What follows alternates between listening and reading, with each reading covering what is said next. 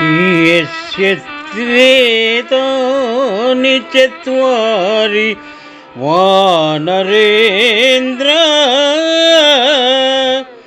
यथा तव धृतिर्दृष्टिर्मतिर्दाक्ष्यं सकर्मसु न सीदति।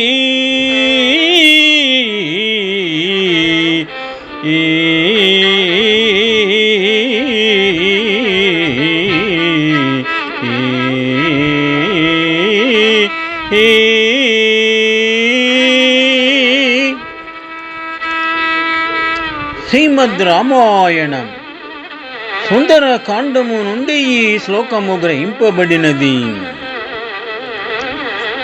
హనుమంతుడు సీతాన్వేషణ సందర్భమున సముద్రము పైన ప్రయాణము చేయునప్పుడు జరిగిన సంఘటన సందర్భమున సిమ్మిక అను రాక్షసి శరీరమును పెంచి హనుమంతుని మింగజూచను.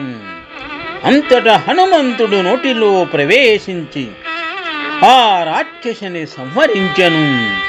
ఆ సందర్భమున చూసిన సిద్ధ గంధర్వాదులు ఈ విధముగా హనుమంతునితో పలికినారు. ఓ వానరేంద్ర, నీకు ఉన్నట్లు ఎవనికి ధైర్యము, సూక్ష్మ దృష్టి, బుద్ధి, నేర్పు అను ఈ 4 లక్షణములుండునో అతడు ఏ కార్యము చేయవలసి వచ్చినను వైఫల్యము పొందడు అని ఈ విధముగా పలికినారు. యస్య త్వేతాని చత్వారి వానరేంద్ర యథా తవ ధృతిర్దృష్టిర్మతిర్దాక్ష్యం सकर्मसु न सीदति.